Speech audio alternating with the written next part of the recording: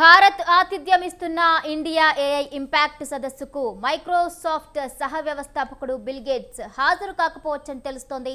ప్రపంచవ్యాప్తంగా సంచలనం సృష్టించిన ఎప్స్టీన్ సెక్స్ రాకెట్ కు సంబంధించి ఇటీవల విడుదలైన ఫైళ్లలో ఆయన పేరు కూడా ఉంది. దాంతో గేట్స్ కు ఇచ్చిన ఆహ్వానాన్ని కేంద్ర ప్రభుత్వం సమీక్షించిందని సమాచారం.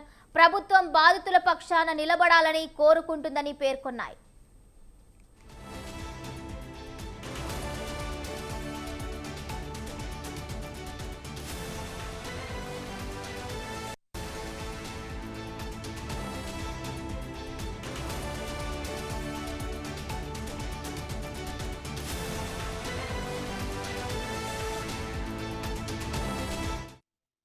ఇటీవల ఎప్స్టీన్ ఫైళ్లను అమెరికా ప్రభుత్వం విడుదల చేసింది.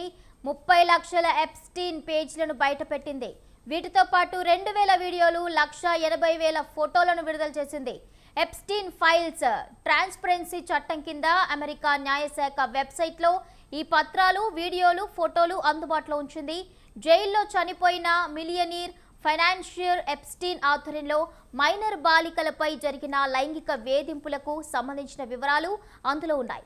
అతడు Trump, bill Clinton, Elon Musk, Britain మాజీ యువరాజు ఆండ్రూలతో జరిపిన సంభాషణలు కూడా ఉన్నాయి.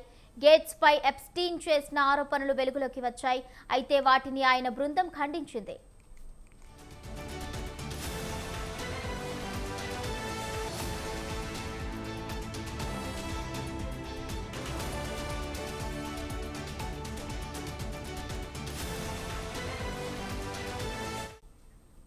బిల్ గేట్స్ ఏఐ ఇంపాక్ట్ సదస్సుకు హాజరవుతారని, అక్కడ షెడ్యూల్ ప్రకారం ప్రసంగిస్తారని గేట్స్ ఫౌండేషన్ ప్రతినిధి జాతీయ మీడియాతో వెల్లడించారు.